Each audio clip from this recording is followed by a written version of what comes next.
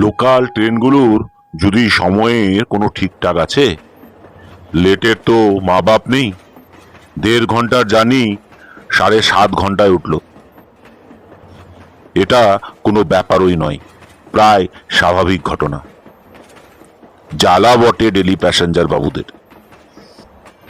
ফেরার কথা সন্ধেয়, ফিরতে হলো রাত 12টায়। অথচ আবার তো সেই ভোরবেলা উঠে পুড়িমুড়ি করে খেয়ে না খেয়ে ট্রেন ধরতে ছোট। অফিসে লেটটি হলে তো চলবে না। আবার শুধুই কি লেট? ট্রেনের মধ্যে ডাকাতি নেই, লুটপাট নেই, দিব্যি প্যাসেঞ্জার সেজে প্যাসেঞ্জারদের সঙ্গে গায়ে গা মিশিয়ে বসে আছে মহাশয়েরা। হয়তো হাতে বই কি খবরের কাগজ, যেন কতই পড়ছেন। হঠাৎ কোনো মোক্ষম জায়গায় গা ঝাড়া দিয়ে উঠে পড়ে প্যান্টের পকেট থেকে অস্ত্রশস্ত্র কিছু একটা বার করে ফেলে। বাগিয়ে ধরে বলে ওঠে, যার যা আছে দিয়ে দিন চটপট, কুইক কুইক। ঝপাঝপ বেরিয়ে আসবে ঘড়ি আর মানিব্যাগ, কানের দুল, গলার সরু চেন হার, এক হাতের এক গাছা বালা। মেয়েরা তো গহনা পরা কমাতে কমাতে এইখানে এসে ঠেকেছে, সেটুকু তো নজর। বলতে গেলে নিত্য নৈমিত্তিক ঘটনা। অফিসে যাওয়া লোকটা যতক্ষণ না বাড়ি ফিরছে, বাড়ির লোক বসে আছে প্রাণ হাতে করে। কতক্ষণে ফেরে আস্ত সুস্থ অবস্থায়। লালমোহন ডেলি প্যাসেঞ্জার নয়, মেসে থাকে। শনিবার শনিবার বাড়ি আসে, আর ওর ভাগ্যে যেন শনিবারেই লেট তুঙ্গে ওঠে। অন্তত ওর তাই মনে হয়। ফেরার কথা কোথায় সন্ধ্যে 7টা 10-এ, আর এখন ফিরছেন কিনা 11:45। হনহন করে আস্তে আস্তে লালমোহন ভাবছে, মা বোধহয় ভাবছেন এ সপ্তাহে আর ছেলেটা এলো না। তাহলেও আরো কিছুক্ষণ জেগে বসে থাকবেন মা। হ্যারিকেনটি মিটমিটিয়ে জেলে, আর বৌদি বেচারি শুয়ে পড়লেও ঘুমোতে পারবে না। যদি আসে, উঠে চা বানাতে হবে বলে।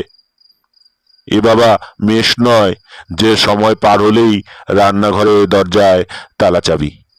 বাড়ি বলে কথা, রাত 2টো তো গরম চা, গরম লুচি, গরম ভাত মিলে যায়। হনহন করে আসতে চাইলেও হচ্ছে না। হাতে রয়েছে একটা বোঝা। শনিবারের বাবু মশাইদের এ বোঝা থাকবেই। কলকাতার বাজারের ভালো মন্দ জিনিসপত্র দেশের বাড়িতে নিয়ে আসবে না, বাড়ির লোকেদের জন্য। অসময়ের কপি কড়াইশুঁটি, অসময়ের ন্যাংরা আম, আরো এটা সেটা কত কি। উহ, কি রাতটাই হয়ে গেল, এত খারাপ লাগছে। গ্রামের পরিবেশে গভীর রাত, তাই আবার আকাশে মেঘের ঘটা। ফলে ঘুটঘুটি অন্ধকার, চারদিক শুনশান, কোনোখানে কোনো জনমানবের চিহ্ন নেই। শুধু এক টানা ঝিঝি পোকাদের সেই চিরপরিচিত শব্দ, যে শব্দটা রাতের গভীরতাকে যেন হাড়ে হাড়ে বিধিয়ে দিচ্ছে। আবার হঠাৎ হঠাৎ কোথাও কোথাও রাত জাগা কুকুরেরা বিটকেল শব্দে ডেকে উঠে হাড় হিম করে দিচ্ছে। কাঁধের ব্যাগটা যতই ভারী লাগুক, জোর করে তাড়াতাড়ি এগোতে চেষ্টা করতে থাকে লালমোহন। কিন্তু এটা কি হচ্ছে? তার কাঁধের ঝোলাটাকে পিছন থেকে টানবার চেষ্টা করছে কে? যার জন্য থমকে থমকে যেতে হচ্ছে লালমোহনকে। মনের ভ্রম? তার নয়, রীতিমতো স্পষ্ট প্রত্যক্ষ কেউ যেন সমানে পিছন পিছন আসছে এবং থেকে থেকে এই ঝোলাটা ধরে টান মারছে। কি জ্বালা! রাত দুপুরে এই বেয়ারা রসিকটি করছে কি? কার এমন শখের প্রাণ গড়ের মাঠ? লালমোহনের মনে হলো, গাড়ি লেট তো সে একাই করেনি, আরো তো ছিল কতজন।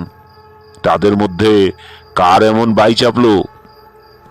দেবু, রজনী, নিখিল, তারাপদ, প্রভাকর কে হতে পারে? অকারণ এতটা আসতে যাবে কেন কেউ? সকলেরই তো স্টেশনের কাছাকাছি বাড়ি, তারা কখন যে যার বাড়ির মধ্যে ঢুকে পড়েছে। লালমোহনের ঠাকুরদার ছিল অনেক জমি জমা, বাগান, পুকুর, কাজেই তাদের বাড়িটা হয়ে গেছে গ্রামের এক টেরাই। বলতে কি, সেই জন্যই যেন রাস্তাটা এত নিশ্চিদ্র নির্জন। কার দায় পড়বে শুধু একটা মজা করার জন্য এতটা রাস্তা হাঁটতে আসবে? আবার তো ফিরতে হবে। অথচ আসছে তাতে সন্দেহ নেই। পিছনে যেন পায়ে পায়ে শব্দ আসছে। হঠাৎ একটা কথা ভেবে গা হিম হয়ে গেল লালমোহনের। তাদের ওই একজন নয় তো? তারা ট্রেনে লুটপাট করবার সুযোগ হয়ে উঠতে পারেনি, তাই যথালাভভাবে পিছু নিয়েছে। এইসব সমাজ বিরোধী দুর্বৃত্তরা মানুষের জীবন মহানিশা করে ছেড়েছে।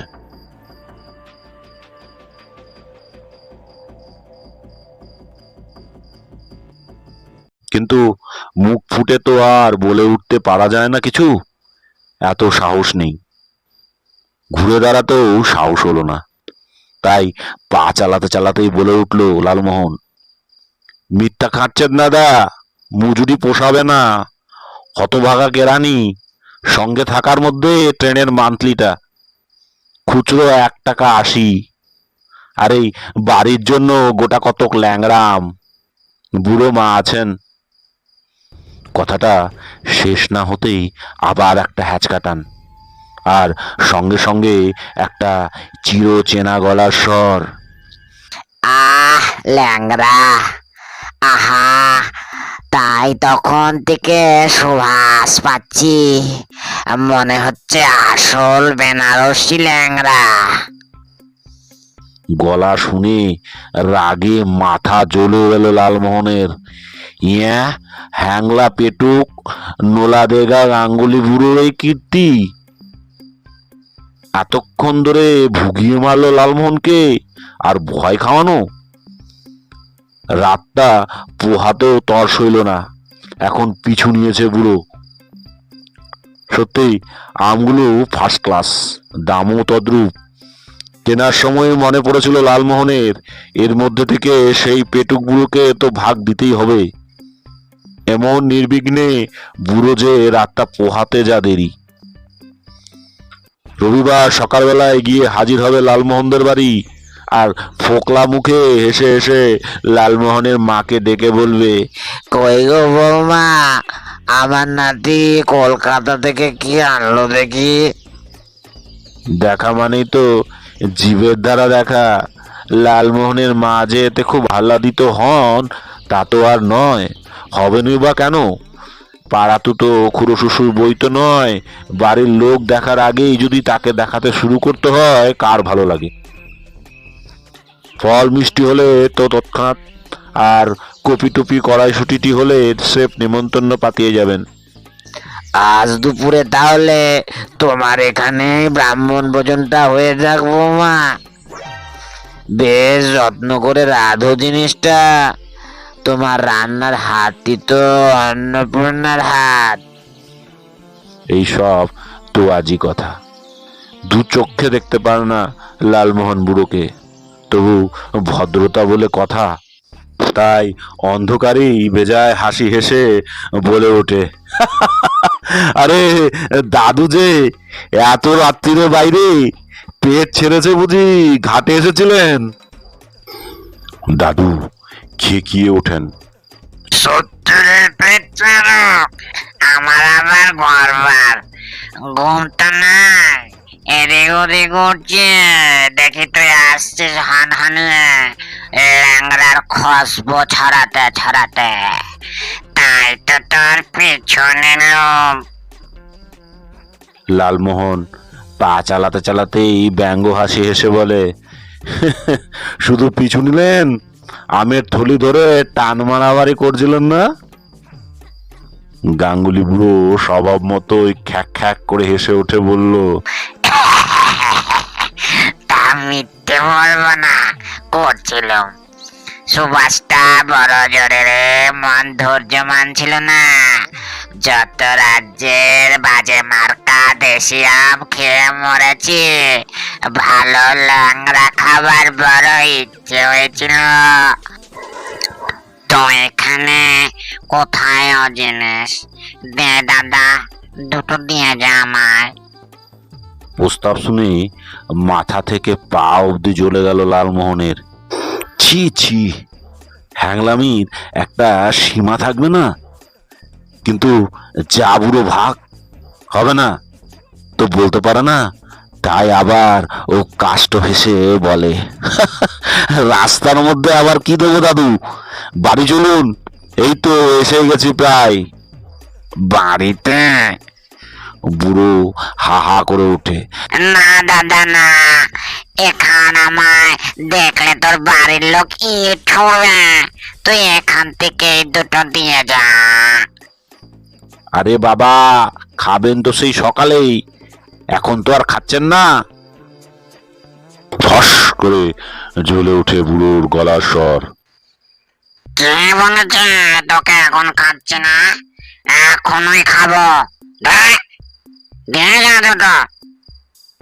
তোর মার তো বাপু নজর তেমন উঁচু নয়, বেছে বেছে মন্দটাই দেবে।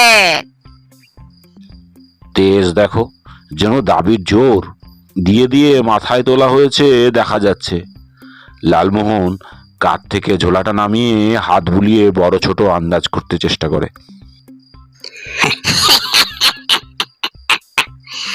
হয়েছে হয়েছে, আর ছোট বড় বাজাই করতে হবে না, দিয়ে দে চটপট।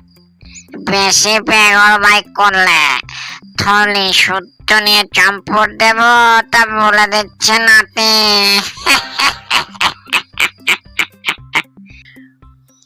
আবার সেই খ্যাক খ্যাকে হাসি, কতই যেন রসিকতা। দুটো ধারি ধারি আম। লালমোহনের বুক করকর করে, তবুও হাতে নিয়ে বলে, কই হাত কই? অন্ধকারে তো নিজের হাত পাই দেখতে পাচ্ছি নে। আমারটাও পাবি নে, রাখ ওই গাছতলাতেই রাখ। গাছতলায়? হ্যাঁ হ্যাঁ, ঠাউর করে দেখে নে, ডাইনে একটা চালতা গাছ রয়েছে। কি আর করবে লালমোহন, সেই বুনো চালতা গাছটার তলায় আন্দাজি আম দুটো নামিয়ে রেখে গটগট করে এগিয়ে চলে। উফ, এইভাবে গত সপ্তাহে বহু দামে আনা বড় বাগদার একটা সেটে গেছে বুড়ো অসময়ের কপির সঙ্গে, প্লাস প্রায় এক থালা চব্যজস্য। মা তো বুড়োকে দেখলে জলে, তবুও বৌদি হেসে হেসে বলে, মার পুষ্যি পুত্তুর। বাড়িতে ঢুকতেই মা হইচই করে উঠলেন। এসেছে সোনা আমার, গোপাল আমার। আমি তো ভেবে ভেবে মরছি। বৌমার চায়ের জল 3 বার ফুটলো আর ঠান্ডা হলো। নীলু বলল, আজ আর বোঝা এলো না বাবা, কাঁধে এক বোঝা। লালমোহন দালানের চৌকিতে বসে পড়ে বলে, বোঝা এবার বন্ধ করতে হবে। উহ, এই হ্যাংলা পেটুক বুড়োটার জ্বালায় রাস্তায় আমার এক গাদা সময় নষ্ট হয়ে গেল। এমন বেয়ারা বুড়ো মা এই রাত দুপুরে আমার আমের গন্ধ পেয়ে আমায় পিছু নিয়েছে, দুটো ভালো ভালো আম বাগিয়ে নিল। আবার কি চোটপাট! বলছি রাস্তা থেকেই দেবো, বাড়ি চলো না। বলে কি না, না এখনই খেতে ইচ্ছে করছে, দে শিগগির। লালু, মা চেঁচিয়ে ওঠেন, কার কথা বলছিস? কে নিলাম? কার কথা আবার? লালু পাকা ঘুরিয়ে হাওয়া খেতে খেতে বলে, বুঝতে পারছো না? এমন লজ্জা ঘেন্নাহীন বুড়ো আর কে আছে গাঙ্গুলি বুড়ো ছাড়া? লালু, কি বলছিস?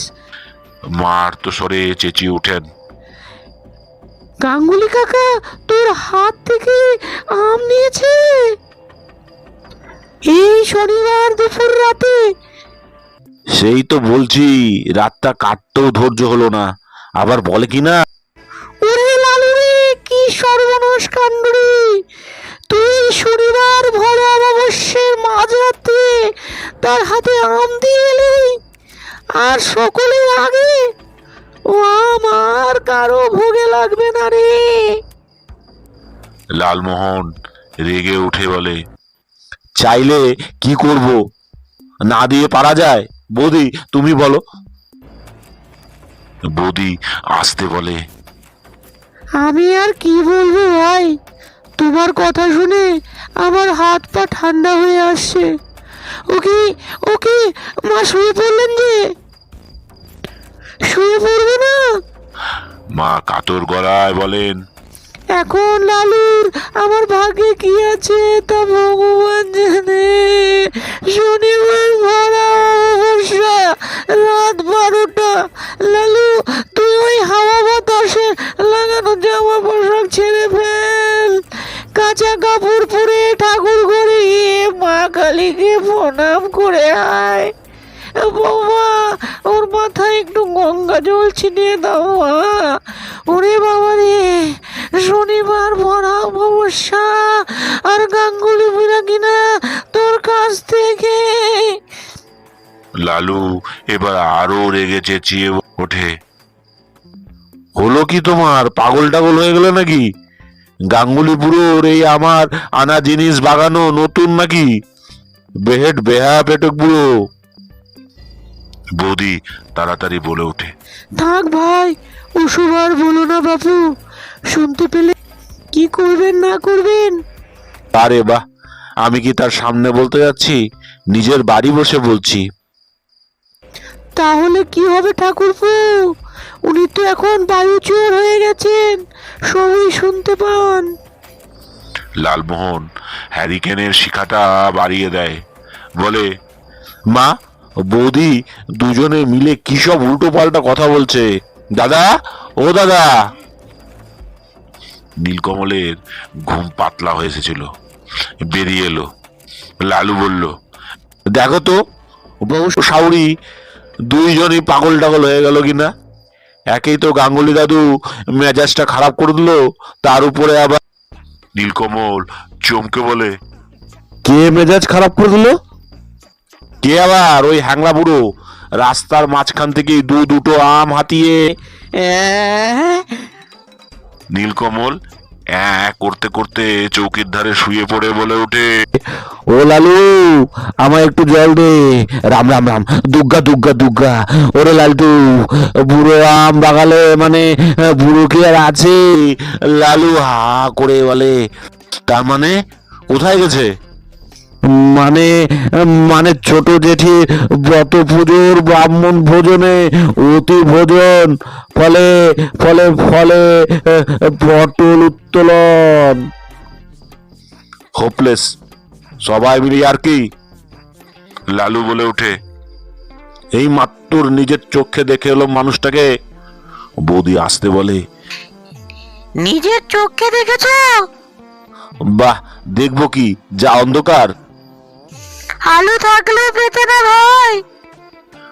বৌদি গম্ভীর গলায় বলে, গেল বুধবার রাত্রিরে তিনি গত হয়েছেন। কি বললে? গত হয়েছেন মানে মারা গেছেন? মানে অক্কা পেয়েছেন? ও বৌদি, মানে চন্দ্রবিন্দু হয়ে গেছেন? লালুর গাঁক গাঁক চিৎকার করে দাদা ছিটকে উঠে পড়ে চৌকি থেকে। ও ওরে, আর চৌকির সেই ফাঁকা জায়গায় লালু শুয়ে পড়ে, এক মনে চেঁচাতে থাকে, ওরে বাবা রে, আমার ঝোলা ধরে টেনেছে, আমায় হাঁচকা টান মেরেছে, আমার আমার আমার আমার ছুঁয়েছে।